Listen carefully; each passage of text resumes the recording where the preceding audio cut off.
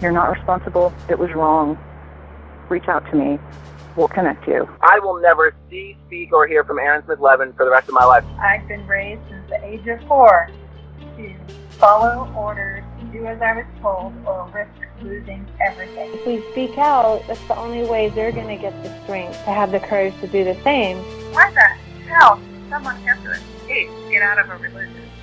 I'm still shocked by the evil. This is pure evil at work.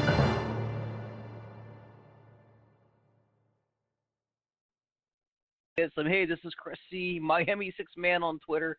You can also find me at CGS Here for the show Twitter account. You can email the show, cgshere@gmail.com. There is a CGS Here. Actually, no, there is a Come Get Some webpage on the internet, the interwebs, comegetSome.com. You can also go to Come Get Some on Facebook, and please like that page, stop by. So there's a lot of ways to communicate with and to find out about the latest and greatest of Come Get Some. Now, some of you were looking forward to today's show, expecting Heidi Cox talking about, being in an abusive relationship, mental, physical abuse, and those subjects, and trying to help others. That's a sensitive topic that she did sit down with me. We did do an interview. I'm not going to air it today. We talked about it. We agree. We both want this show to be done correctly, so it's not going to air today. But we're going to have some early releases today of interviews that have already been completed. And when is early release is okay thing? When it's part 2 of Bert Leahy talking about being a stalker of Marty Rathbun as part of the Squirrel Busters, where he thought he was doing a documentary. And tomorrow, a week early, on the Friday Extra Scientology edition of this show, I can't talk today, Nora Crest will talk about why you can't be gay in Scientology. More on that. Stay tuned at the end of this show. More on tomorrow's episode with Nora Crest. I have some things to say about that. If you watch Layer Remini, Scientology, The Aftermath, you saw last week they had John Sweeney, the first reporter, the BBC, two B's in that. BBC, I swear I haven't been drinking. BBC special report of Scientology. It was done by John Sweeney. It was my first taste of Scientology, finding out what it was about, seeing the cameramen and the detectives and PIs following John Sweeney and the camera crew around. Then came Mark Bunker from Xenu TV, my very first source thing, all things Scientology on the internet. And too bad we can't redo live, but I keep stumbling. But anyway, third and not least, Tony Ortega, the encyclopedia of all things Scientology right now, my resource for all factual evidence of anything and any kind of reasonable speculation. Or as I like to call them, the Holy Trinity of Scientology reporting, all on Layer Remini Scientology, The Aftermath last week. Well, I'm so excited about that. Here's the thing is I don't know how much time I have to say what I want to say at the end, so I've been trying to rush through this intro. So I do apologize for all the missteps and stumbles, but I don't think you guys really care about that because you just want to get to hearing part 2 of Bert Leahy's interview. Before I start that, Bert reached out to me. He said he was originally offered $2,000. That would be, am I saying that right? $2,000, that's right. A week to do the filming for Squirrel Busters. He was paid $900 because he didn't finish doing it. So he just wanted to make sure, while Scientology and Scientologists completely avoid not just Come Get Some, but all other media outlets attempting to get any kind of comment or any kind of reasonable, rational information in defense of Scientology, Bert Leahy's here trying to not only tell his story, but to tell it coherently and keep it accurate. So, one of these things is not like the other. All right, guys, so here it comes. For now, part 2 of Bert Leahy. Stay tuned for a preview of tomorrow with Nora Crest. Here it is. Yeah, they actually did. Tony did a story about where they do bad mouthing me, but that's what they do for everybody. I mean, that's just nature of the beast. But yeah, it's just like I said. I wasn't gonna watch Leah's thing at all because, like I said, I just didn't want to go through the emotional roller coaster. But yeah, she's just got so much momentum. And then they showed my picture, and I'm like, well, looks like I'm in now. You know what I'm saying? And then I actually contacted. I had talked with Mike Rinder a couple times and stuff like that. And like I said, they have to keep you at arm's length. You know what I'm saying? They just don't know who you are, who you really are. Yeah. I just sent him a nice text like a week ago. It was like, hey, Mike, I really appreciate what you and Lee are doing. Keep up the good work. And he said, thank you so much, Bert. I appreciate it. Tell all your friends and tell all your friends on Twitter. And I'm like, okay, I guess I'll open up my Twitter account. No, I didn't open it up just because Mike Rinder said, Bert, open up Twitter. It'd be like, I'm going to do it. You know what I'm saying? I'm just going to, and like I said, I'm not going to attack any other critics or anything like that. I mean, right now, we all got to work together and go after these guys, because that's what they try and do. They try and divide and conquer. I mean, if I could just tell me how many friends that I've lost in this whole thing, just because you don't know who to trust, who's a snitch, who's a troll. I mean, it's, you know, and then like with SPs or us, a lot of those people on there are actually ex-Scientologists or independents themselves. And sometimes some people like trauma. You know what I'm saying? It's like, yeah. Some of them do, but I noticed the last couple of years or whatever that everyone has just really been sticking together, and I really haven't seen anyone fighting amongst each other, because that's what they wanted to do. They would get trolls in there and get everyone fired up and try and get all kinds of information on people, and you know, and I have to admit, it is kind of odd. Every time someone rents a house next to us, is that them? And, you know, every time there's a paranoia to it.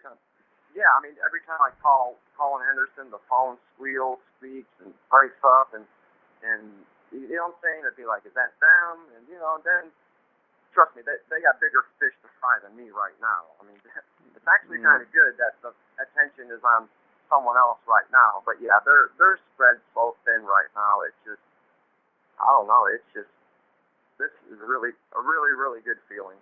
I mean, just, it's really a good feeling. Traction. There's actually stuff happening. You know, I had someone last night, and you might have seen me tweet about it last night. Someone tweeted me. I guess he just started watching Leah Remini's show, and he said it was because they noticed me in a hashtag game on the internet. And they're like, you know, if I didn't see your name come up in a hashtag game, I wouldn't have checked this out and known how terrible this is and what's happening out there. So it means something that people were talking. Oh, absolutely. And have you ever heard of Victoria Britton's story about where her son allegedly killed himself, but we know that it's not true, that they probably killed him and it was her son? But yeah, she's just, and like I said, my main focus is on the people that lost kids. Yeah. I'm saying, I mean, that's it. I mean, she lost her son, and I tell you, I'm so inspired by that woman. I need to check that out. She died. Yeah, Victoria Britton. I mean, she is just, Kyle was her son, but yeah, she is just another one. And then John McGee from across the pond there, he's been very, very supportive. I met him at the SP party in New York.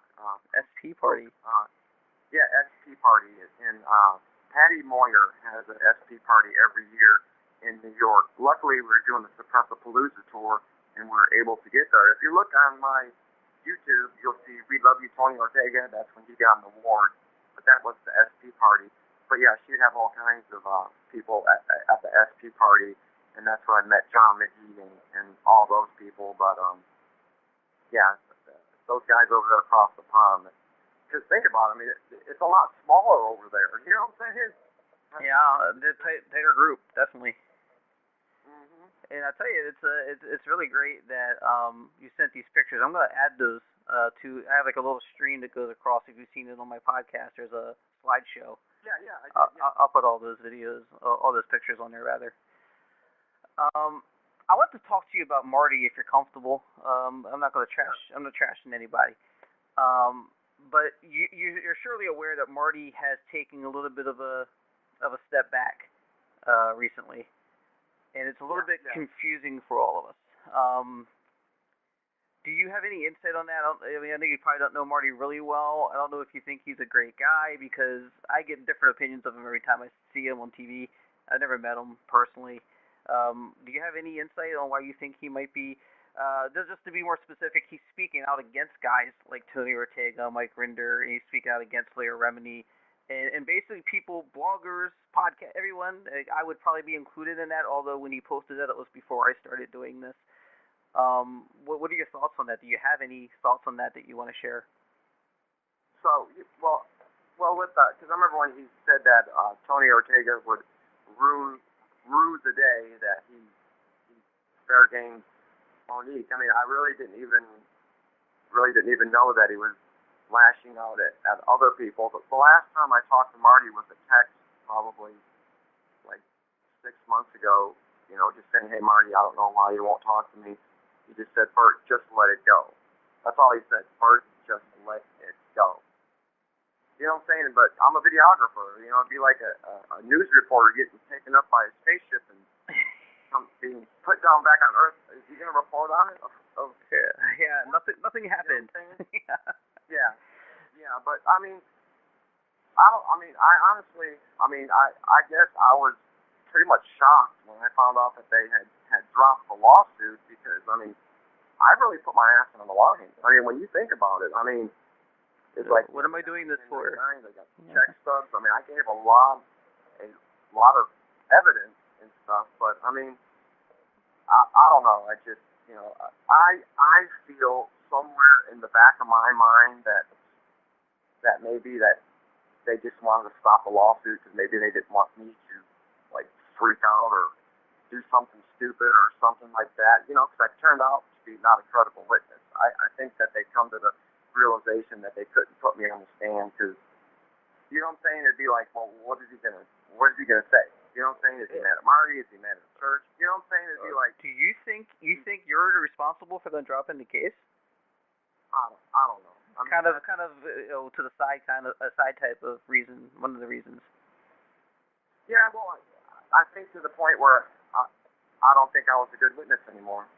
And what made you a bad witness? You were speaking to at a turn, saying things you're not supposed to talk about during a trial, or what were you doing? Well, like sometimes I'd post like the declaration. I would post that and post just like pictures of the checks and stuff like that and stuff. The stuff's already there. You know what I'm saying? Everything I posted was already there, and I guess I really got confused that, Ray Jeffries would say, Bert, don't do any interviews, don't do anything. And then Marty's doing interviews. It'd be like, I don't understand, why can he do interviews and I can't do interviews? And then when the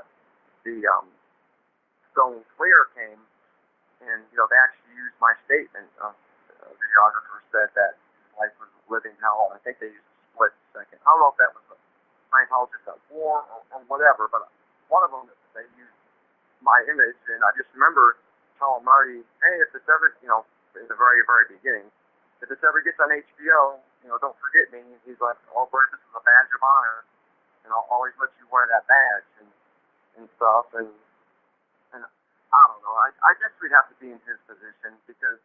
Well, no one knows what he's thinking. In all fairness, no one can be in his head. I can tell you. Reading his blog, if I'm reading it properly, I don't know how else you can read it. He's actually preaching disconnection as a positive thing, which I guess in certain circumstances I understand it, but just as a rule I don't. And he's saying, like, stop talking about it. Like he told you, just drop it. He's saying, they're bringing people up to a frenzy. Just paraphrasing, he's suggesting people like myself and other people are getting riled up, and it's a more like, almost like he's saying it's a witch hunt. And I don't really get that too much. Like, you're not focusing on the good things Scientology does. I almost feel like he hasn't let go quite fully, and maybe that's part of it. And maybe he just wants to. And this is all 100% speculation on my part. Maybe he just wants to fade away into the darkness and never have to talk about it again. I don't know. Well, so is he gonna be on this episode? But ain't he? I don't know anything about any plans with Marty. Nobody seems to know. If you read Tony Ortega, what he tweets and what he blogs, if you listen to Chris Shelton talk, nobody knows what's going on with Marty. Nobody knows. And you know what? A good way to find out, I'll invite him here. Marty can come here and clarify if he wants. And if he wants to come in here and clarify by bitching everybody out, he's welcome to. I'll be respectful. I always say, anyone comes on my show, I'll be respectful and treat him with decency. But I think people do want to know, and people, should be allowed to know why he has made this turn. And I think some people have just given up and just don't care. But I find it intriguing. I want to know what changed, because something changed. Well, see, because like I said, I mean, actually, there's, like I said, when I was after the HBO documentary, I do stand-up comedy, and I went to a stage here in Dallas, and I did a couple stand-up acts about Scientology. I didn't talk about the lawsuit or anything like that. And I guess that was my way of, oh, Marty, you're going to, screw me out of HBO. Well, I'm going to go over here on the comedy club and do my own little thing. Now, I know I only had like 30,000 views, but that was my state of mind, and that's where I went wrong. I think I made a little enemy with Marty, a little enemy with Scientology, and I'm like, oh, I'm really screwed now. You know what I'm saying? To be like, enemies on both. And I don't want to use the word enemy, but it's like, like with the lawsuit, and what people are going to say. Did he get a settlement? I mean, it just doesn't make sense. They had them against the wall. I mean, the Texas Supreme Court even took some of my dialogue and said this is a strong case that needs, it's ready to go to the next level. And it's just, because when I went to go, when I was going to do it for the freedom stuff, I mean, they paid for my, they gave me like $600 to get hotel, transportation, and everything. You know what I'm saying? So think of the money that Ray Jeffries' law firm lost. You know what I'm saying? And I don't know. Absolutely. Was there a backroom settlement? I don't know. I mean, there might have been. I honestly don't know, but they won't say. They're never gonna say that. I do want to say, I want to make sure it's clear, because I just said a whole mouthful there a little bit ago. I am probably the least credible person to comment on this. I'm commenting just on my opinion alone, and I guess people far more credible than me to speculate. But I would like to get clarification from Marty on that. So there's that. And like I said, it really did, like I said, hurt me. Like I said, when I came forward, and about a year after I came forward, I started hearing, the stuff about Anonymous and Marty's got blood on his hands, and I started going towards the Anonymous, starting believing them, and you know what I'm saying, and it just, and then I didn't know who to believe. Then it's like, oh my gosh, is this guy good? This guy bad? But I guess in my deepest heart of heart, I just think if you're gonna take a guy and put him in front of a camera with his blog, you should hold his hand for life. You know what I'm saying? I'm not saying that. You know what I'm saying? I want to be coddled or anything like that, but just just call me like every 6 months and just say it's gonna be okay. That's all I need. You feel kind of used? Yeah, I mean, never returning my phone calls, and then, you know what I'm saying, and then it's like, oh, Bert's a flight now and stuff. And like I said, I made mistakes, but, and then when,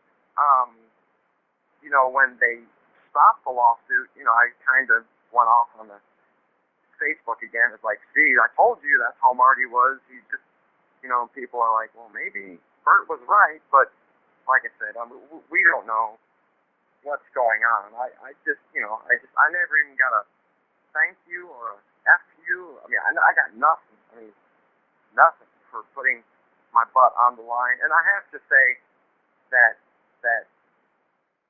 I did have an objective. I mean, it was to get attention to Narcanon.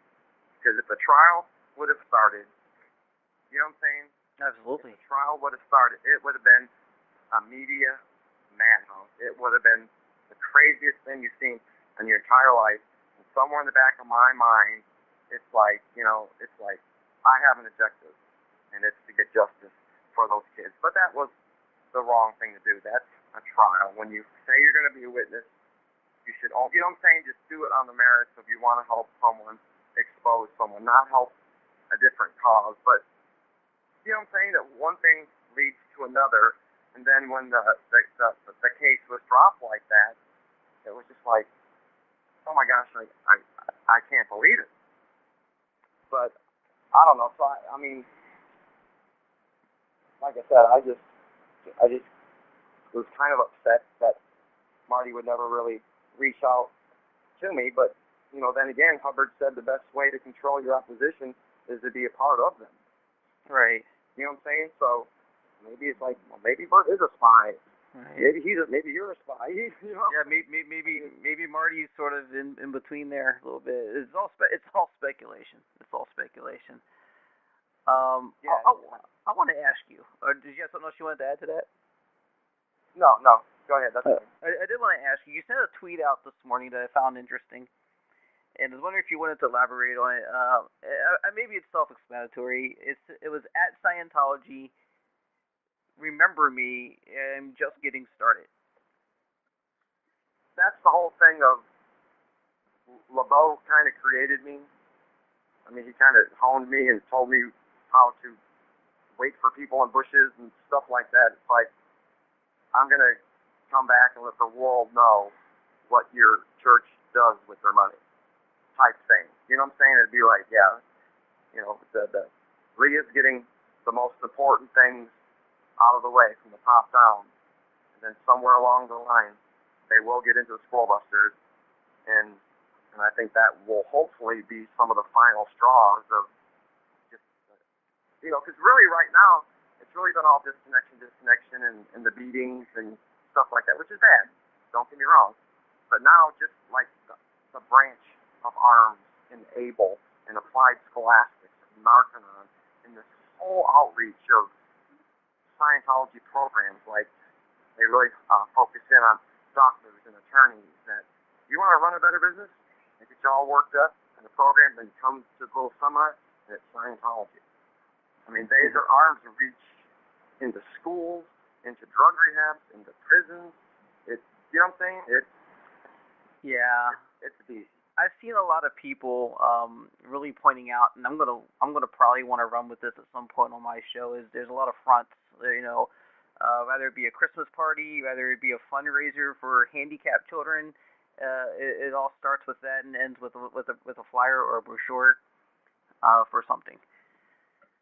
Oh yeah, absolutely. Because my neighbor across the street here, I talked to him. We had some really, really bad hailstorms in May. And we started talking to our neighbors, and I just found out that he used to be a private investigator in Chicago, and I think it kind of slipped that he said that.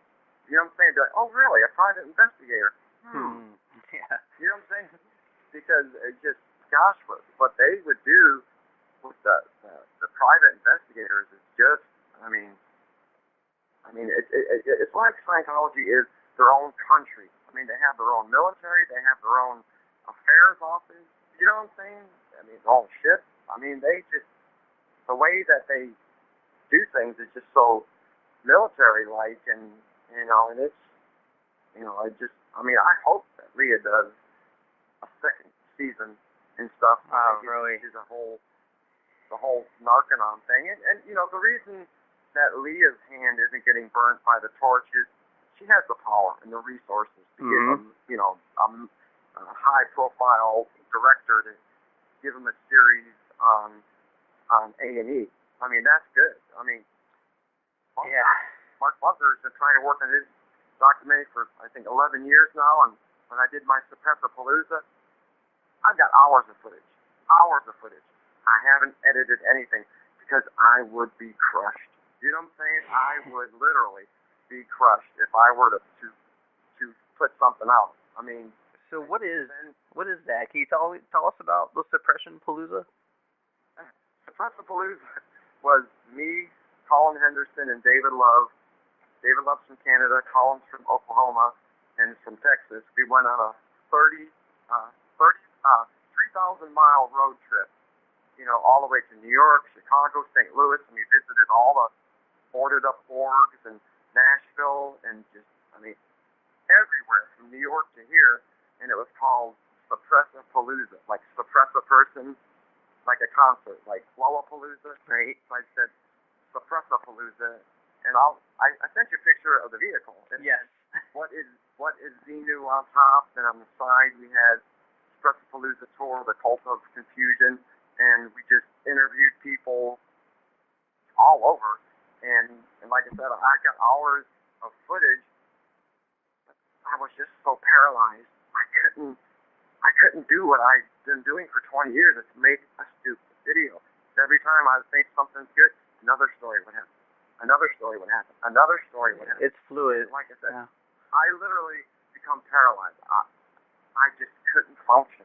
Like I said, I disconnected from my family. I just, I couldn't edit. I don't know why. Be like, it's just legal stuff. I mean, I would be crushed. I mean, I know I could put out a little independent thing, and in our industry, you have to earn people's respect. And I think somewhere along the line, I think I got lost. Like the song "Eye of the Tiger," I traded my passion for glory. You know what I'm saying? I got lost. Right. I didn't use my fundamental artistry of editing to tell a story. I just would lash out at people and just start fights. And just, if you're not with us, screw you type thing. And like I said, now I've got my head back on my shoulder. I'm learning Adobe After Effects and all kinds of cool graphics stuff. And you put writings on the wall and stuff like that. So I mean, I'm really gonna actually do something I can finally feel proud about myself and start doing something. But if Lee accomplishes it, because I thought I was gonna take Scientology down. That's about the most ignorant thing I think anyone could ever say in their entire life. But that's what I was thinking. I'm gonna do this. I'm gonna do that. And I just, like I said, I got burnt by the. Right. I mean, but you haven't stopped carrying it. You're just not carrying it as obsessively, I guess you would say. Yeah. I mean, I think that some of us pick it up and stuff like that, but it's, like I said, there's just so many stories coming forward. It's just so good that, Jim Little, their son came back, after we interviewed them. I mean, and, hopefully Lori Houston gets her kids back. I mean, it's things are happening. Slowly they're happening, but, I think nothing's really happening because of tax exemption. Right. With the money. I mean, that's basically how they're going to end. And I don't know. It's going to be a really good day. It astounds me. A lot of people that just. Go ahead. There you go. You got it, man. Go. No, I would just. One of the people that I interviewed was saying that Scientology is the only real cult that actually targets intellectuals. Yeah. Target the weak and the people go home and stuff like that. But one guy, Dan Garvin, I interviewed him. He's a very, very intelligent guy. And he said, they told me it would be an engineering approach to happy and healthiness. And it's like, that kind of explains something to me. You know what I'm saying? For those intellectuals, it was a hands-on, hands-on approach to mental health, I guess. And that's what Dan Garvin's got into for like 29 years. It was an engineering approach to being happy and healthy. And I found that very, very creative. And I also, when I interviewed people, I said, what is the main one word that explains what you think of Scientology? And the main word that people use is insidious. It's, I mean, I probably got like 40 people, and it was like 12 of them, the majority, said insidious. And that's a really, really good word for them. That is a good word. Wow, I'll tell you, man. It's incredible, and you've really brought a lot of things to light that I don't think a lot of people realized yet. And it is a time for things to come out and be more common. Like I said before, podcasts like mine. There's other podcasts out there doing it now that weren't doing it before. People talking about it on social media. Unlike the whole thing with John Sweeney in 2005, this isn't going away. And Scientology, once they realize that things can be done with kills me about the tax exemption thing is they continue to use the First Amendment right of religion to defend everything. And then, of course, they use their money to be able to throw that at the courts. Now that actually failed in the Rathbun trial, I think. And Right. On the anti-SLAPP thing, the judge actually said, because no, this is basically a money-making corporation. Because anti-SLAPP was to prevent a small person from being sued by, like if Walmart wanted to sue me. right. It was the complete opposite of how it was. Scientology was this small little defenseless group. You know what I'm saying? Like, no, it's actually the complete opposite. And when we did our little tour thing, because each org, we call morgue, but each org has to be, the right size and stuff like that. And that's how they get a lot of their tax exemptions, and they say they're growing. I think they said this on the A&E thing. Actual square footage, yes, they are actually growing, but there's no one there. There's no one there. It's all boarded up, and it's just, they got some serious real estate that if they lose their tax exemption, then they have to pay taxes on all these buildings, and that's because we actually, in St. Louis, we actually drove through Applied Scholastic, and that was not a good idea because we could have been arrested. We could have been, because that is private property. We didn't realize that until we got past the gate, realized the sign was bent over, but it said private property. So we're like, go, But yeah, Applied Scholastic, that is like the little heart and soul of the little outreach program to go after the average Joe. And David Miscavige, he just must be going crazy. Oh my gosh, how many views is this show getting? It's amazing. I have a theory. It's a crazy, insane theory, and my listeners can chime in on this when this airs on Twitter or wherever. To get your thought on this. You've seen this clown John Alex Wood on Twitter, right? Oh yeah. Now we know he's a Scientologist. We know he's a very dedicated Scientologist, and he's a defender. I have a theory that even though he exists and he's a real person, that potentially, and this is a crazy wild theory that may be completely wrong, that's really David Miscavige using John Wood's account.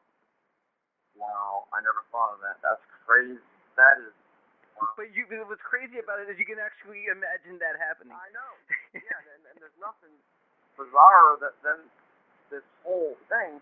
And because when he would talk about drug rehab, I actually put a little graphic together of, I put Stacey Murphy, Hillary Holton, and Gabriel Graves in a picture that on top it said Google Narcanon death. You know what I'm saying? And it's just like, okay, where's your answer for that? Right. You know what I'm saying? You had no answers. There's no answers for that. No. Yeah, and it has been such an emotional roller coaster for me that, like I said, because I actually, chilled out actually really good for like a year and a half, but, I think, like I said, it's like horses are getting full stride and people are jumping on. You know what I'm saying? It's like we need everyone's story to get to the average person, because some of my friends, they would just say, "Shut up! I'm tired of hearing about that crap." Yeah, I have friends that are telling me now. They're going, "Why are you going after these? Why do you care?" And I've explained in past podcasts why I care, and it's because I care. There needs to be voices. And then some people that are like, "Why on earth would you ever want someone to not go to a rehab? You're just denying yourself." I was like, no, that's not it. They take all your medicine, give you the sauna and niacin and stuff like that. There's a guy in Washington, Radio Paul. He kind of did some podcasts too. Him and Colin Henderson have been my go-to people. You know what I'm saying? Where they always check up on me, and it's just really a good feeling. There's been a lot of people that check up on people. Good. When I had some financial problems and I came forward, Lori Hubson and those people, John McGee, they sent me money to help me pay the rent. So that's good. And and that Yeah, let that be let that not go unnoticed that people in Scientology, this speaks to that. People in Scientology and around Scientology are not bad people. They're terribly misled, brainwashed people, but beyond that, when these people come back out of Scientology, from what I've witnessed, the people I've spoken to and communicated with, some of the best people I've ever met. Yeah. And it's interesting, and like I said, because Karen Della Carrier, she is incredible. I mean, she actually helped finance my documentary. She sent me $300 way back then when I was doing the documentary, and this is the first time I've ever told anyone this, but Karen knew that I was struggling with drug addiction. She actually offered, if I could get to California, that she would help me out. And that, I mean, she was going to spend her own money to try and help me. That's incredible. You know what I'm saying? I mean, that's what you want to hear. Those are the good stories. Those are the happy stories. That is absolutely right. I mean, she is just, and people give her a hard time, you know, some people, but I mean, my gosh, she's just an incredible woman. And like I said, I really don't, it's funny though, see if you agree with this, why haven't they talked about independent Scientologists? Do you think Leah's like, I don't want to hear anything about independent Scientology at all? Because a lot of those people still do that. I don't know. I'll give you my thoughts on this real quick. I don't think independent Scientology is bad. I don't think it's good because it's all bullshit. It's all fake. It's all bogus. It's all based on bogus tech, bogus history, bogus techniques stolen from real psychiatrists and real things. So I've always felt, and I think what most people thought about Scientology, and this is why a lot of people weren't looking at it, why they were just looking the other way, is if you want to believe your crazy stuff, believe your crazy stuff. It's harmless. Look, I don't care if Scientology is a lie if it's not hurting anybody, and you want to do it. That's your business. It's sad that you are thinking the things you're thinking under false pretenses, but hey, if it gets you through the day, good for you. But official Scientology, no. See, I don't think Marty Rathbun's hurting people when he does his private Scientology sessions when he was doing that.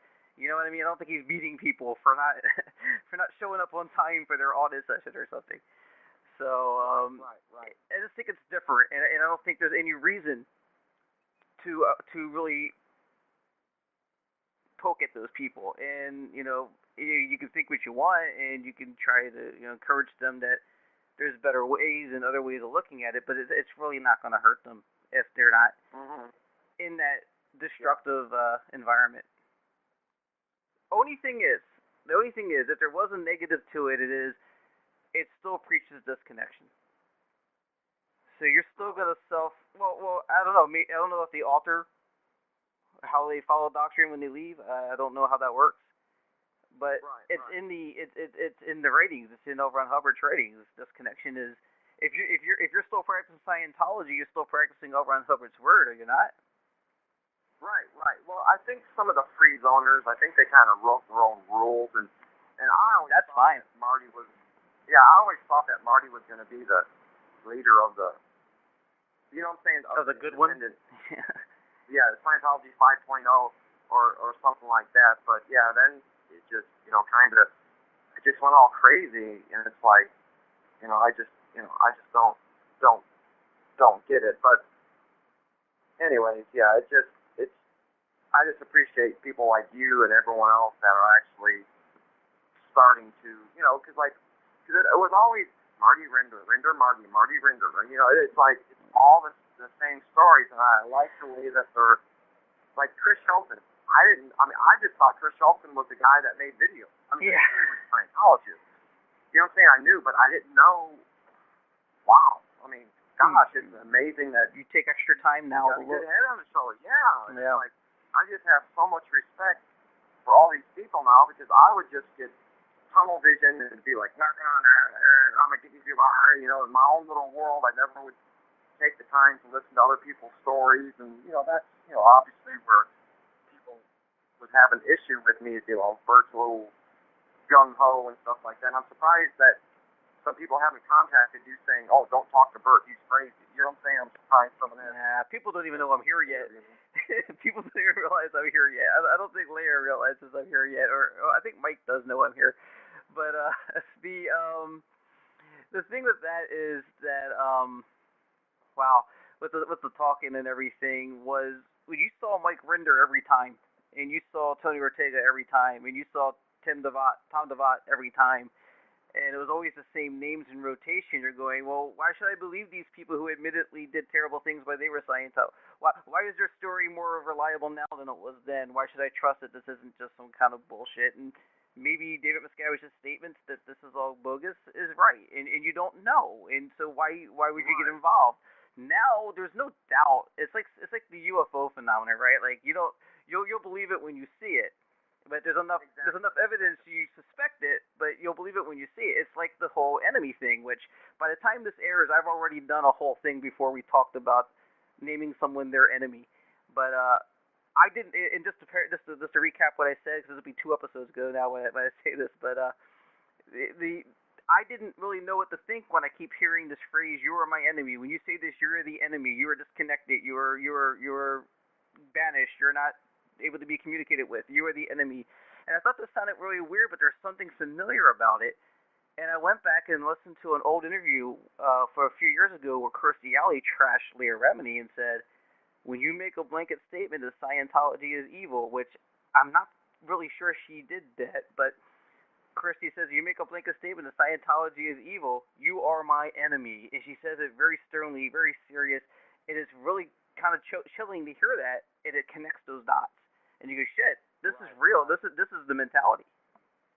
Right. I also interviewed Arnie Lerma. I don't know if you know him, but he was one of the first persons to actually make an e-meter back in the day. Yeah, Arnie Lerma. We interviewed him. It's on my YouTube. I gotta check it out. He was.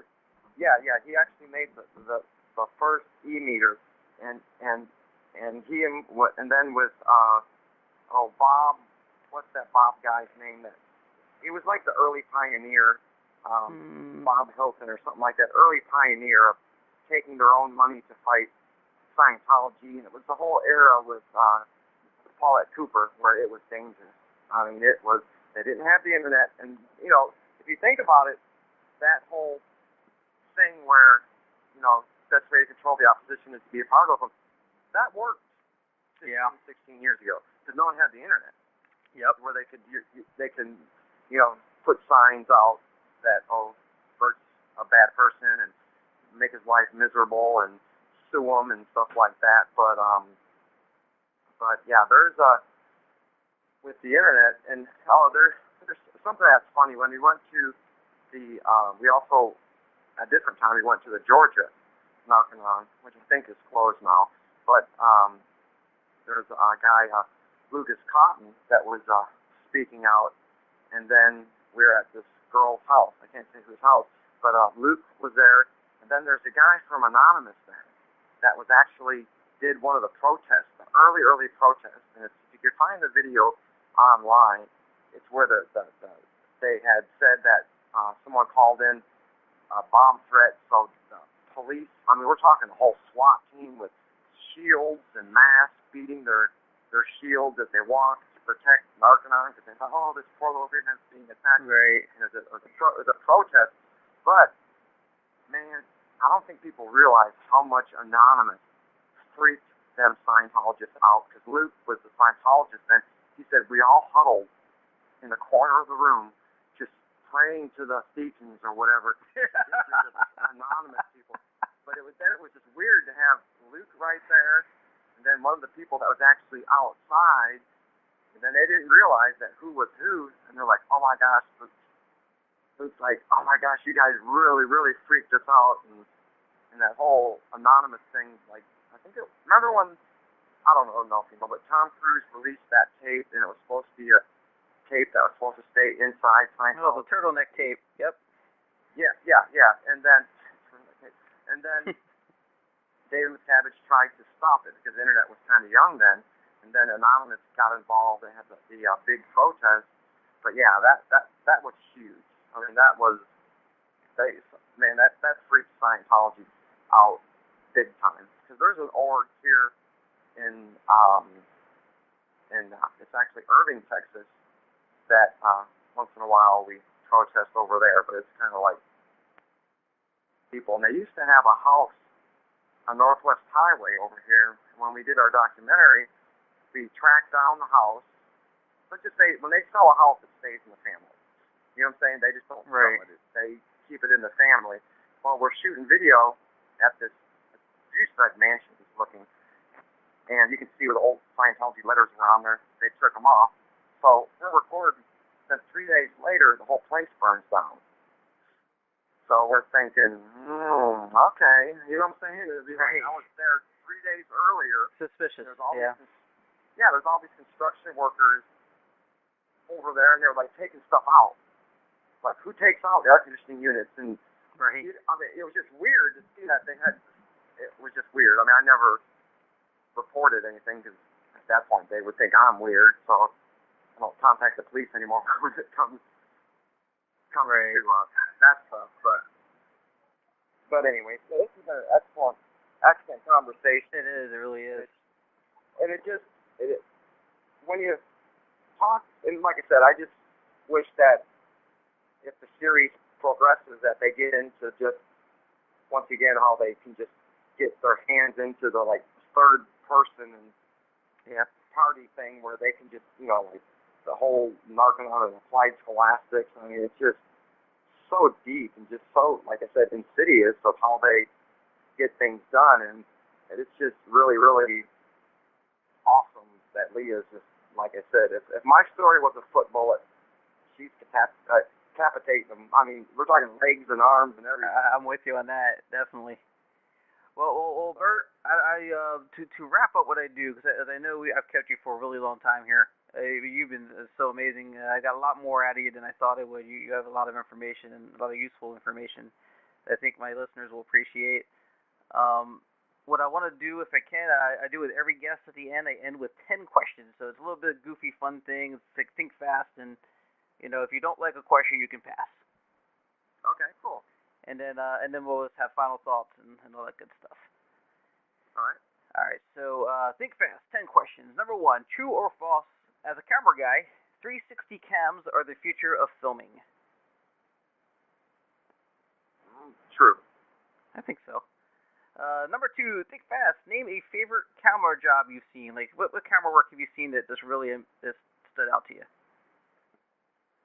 Probably some of that 360 footage that people are doing with the real I got a 360 camera, but the ones that are actually 360 that you can pan across with your fingers. Right. I watched one video of the floor. And I was like, this video sucks, and I realized, oh my gosh, I'm look up the gyroscope and look around. Yeah, that's really cool because it gets everything. All right. Number 3, what other hobbies and interests do you have? Saltwater fish and playing drums. Sounds good. Number 4, what do you prefer, van, truck, or sports car? Truck. Yeah, kind of hard to transport that camera equipment in a sports car, I guess. Yeah. Number 5, this might be a little bit tough. Describe Scientology in a word. There we go. Insidious? Yeah. Mm-hmm. See, we're all thinking alike. Number 6, true or false? Scientologists are the most suppressive people.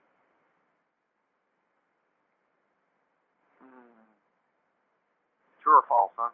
Yeah. I'd have to. If it's just one, I'd have to say true. Right, because they in the act of suppressing, they're actually doing the suppressing, I feel. Yeah, because they also want to protect their family too. They're scared to death. You know what I'm saying? There's that. Absolutely. All right, number 7. What's the strangest thing, other than Marty, that you were asked to film ever? Oh gosh. I guess it'd be like Girls Gone Wild videos. You've done a Girls Gone Wild? It was a fun shoot. Just let me say that it was fun.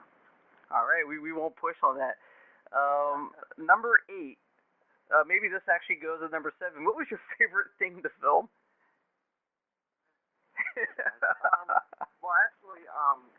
I shot some video for Montel Williams one time. Oh, really? It was about, for Montel Williams, it was about a missing girl in Greenville, Texas, and it was just weird. They called, you're freelance, and they said, well, be here, and, they don't teach you in school how to deal with a grieving family. I thought it was really bizarre. I'm sitting here with this grieving family. I could be a complete jerk, but luckily I'm a family person. But yeah, filming a family that had lost their child was pretty eye-opening. That's a big deal. All right. Number 9, what does Bert Leahy believe? Do we have a soul, or are we flesh robots with complicated circuitry? I believe a higher power. I believe there's something or something out there that has kept me alive till this age, because technically I should not be alive from what the things I have been through. So I guess if I believe in a higher power, is that good? Yeah, that's perfect. That's I don't know what God is, but whatever the higher power is, I feel that's what God would be. Well, I tell my kids, tell your people you live in higher power, you're dead. You know what I'm saying? There you go. Number 10, last but not least, what does Bert Leahy want to be remembered for? Oh gosh, I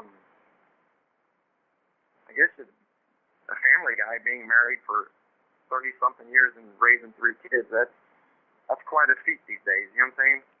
I don't think there gets to be any better answer than family first. That's awesome. Yeah, absolutely. So Awesome. Any final thoughts or things you want to say to the public out there? Just keep up the good work, and like I said, I had mentioned some of the other names of people you can try and contact, because they've got some incredible stories too, and let's just keep this train rolling. Absolutely, I'm on board with that. Absolutely, all aboard. All right, Bert, you've been great. Thank you so much for doing this, and we'll definitely, some way, shape, or form, we'll be keeping in touch. Awesome, and if you need any more pictures, let me know. Absolutely, man. If you think of anything, let me know, because I'm not even sure what to ask for, but I like what you sent me. So, awesome. You take care, man, and we'll touch base. All right, bye. All right, Bert Leahy, he was actually a pretty good guest. We had a really great conversation. It was very natural. He did send more pictures of people who passed as a result of their time with Narcanon. Interesting thing about that is someone just released today an article about their experience going into a Scientology center, taking their personality test and the E-meter test. And they were telling people to get off of their drugs before they were able to do their first courses. So, and these are like antipsychotics in some cases. So it kind of backs up that idea. So if you ever go anywhere and you're trying to find answers to something, and someone claims to have all the answers to this and tells you, but first, stop taking all those drugs that are keeping you alive and from killing yourself and other people. Tell them to go to hell. Tell them to go screw themselves. Tomorrow is going to be an interesting day. 1 week early, you're going to get to hear Nora Crest. She put out that YouTube video. Look it up if you haven't seen it. Why You Can't Be Gay in Scientology. I think it's important. I'm not gay, but I don't understand. And I don't understand what it's like to be gay, just like I don't understand what it's like to be a black man in America, or be a woman, or anybody else for that matter.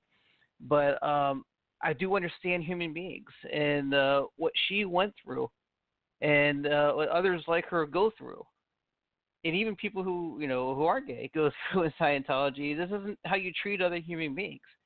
I'm seeing a whole lot of exposure out there, a whole lot of claims from people who are either Scientologists or sympathetic to Scientologists, talking about all this hate speech, all these hate crimes, and all this hate that people like myself and others who speak out about Scientology are causing.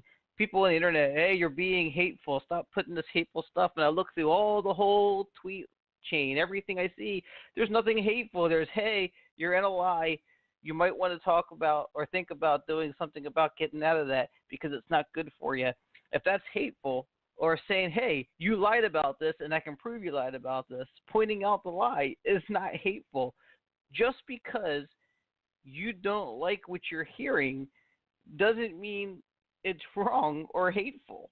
And that's the kind of thing you get that Leah Remini's getting from Scientology with the whole the whole thing where she's spreading hate and violence against Scientology.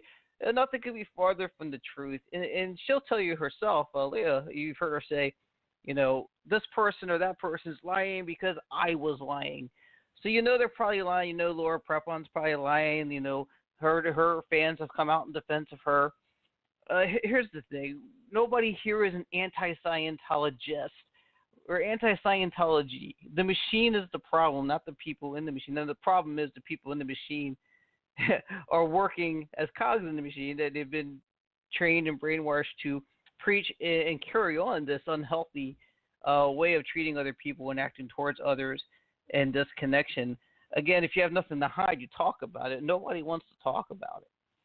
Nothing that's worth anything should be something that you have to keep a secret.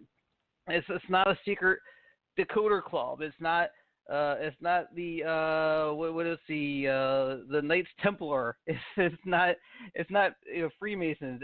It's supposed to be a religion. It's supposed to be a path to higher enlightenment, and that's what's preached and told.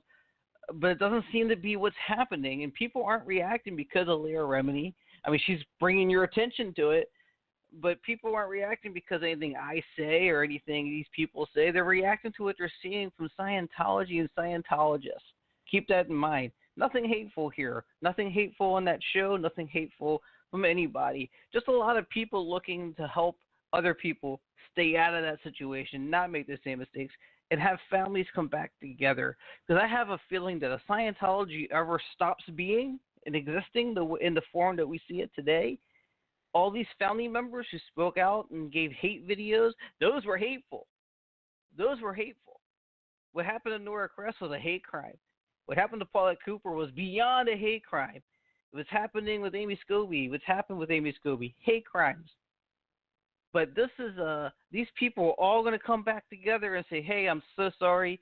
I didn't know what I was thinking, because they're all going to have access to everything, and they're going to stop being stuck in the machine, and they're going to all come together. And that's what the whole thing's about. So enough of this hate speech talk, enough of this accusing people of this, that, and the other thing.